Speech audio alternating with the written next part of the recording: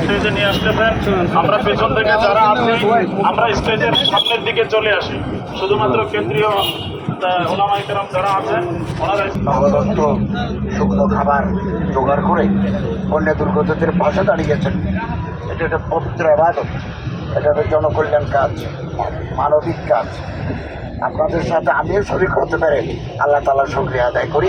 আলহামদুলিল্লাহ। আপনারা এখানে একটা ক্যাম্প করে এই কাজ চালিয়ে যাচ্ছেন, এটা অব্যাহত থাকবে ইনশাআল্লাহ। এবং ওলামায়ে কেরাম, ওলামা মাশায়েখ, আইমা পরিষদ সহ দিনদার মুসলমানরা যে দুঃখী মানুষের পাশে আছে, এটা তার প্রমাণ।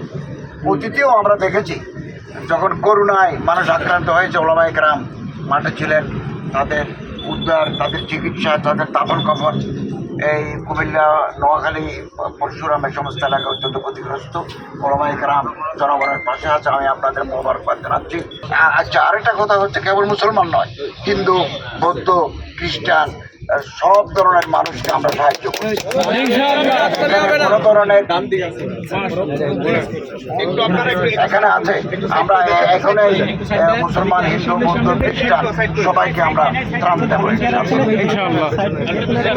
সামনে। ফাউন্ডেশনের ক্যাম্প আছে, বিভিন্ন ফাউন্ডেশন, বিভিন্ন দাতা গোষ্ঠীর কাজ করে, ফাউন্ডেশনও কাজ করে যাচ্ছে। দৈনন্দিন খরচের জন্য আমরা নগদ অর্থ প্রদান করব। আমি প্রথমে আসার জন্য অনুরোধ করছি মোহাম্মদ সাব্বির হোসেন, তাকে আসার জন্য অনুরোধ করছি। ডক্টর আফম খালিদ হোসেন হাফিজুল্লাহর হাত থেকে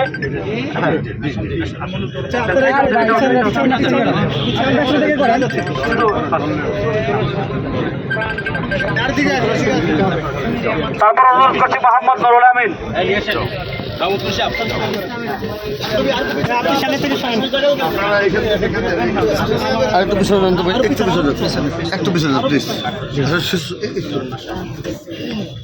আচ্ছা, তারপর আমি প্রাণ নেওয়ার অনুরোধ করছি অপু চক্রবর্তী আসেন।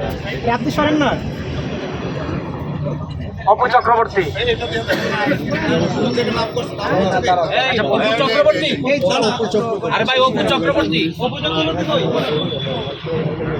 আচ্ছা, শ্যামলী রানী সিংহ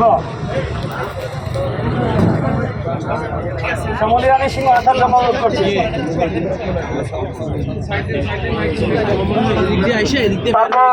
শিলারানী সাহা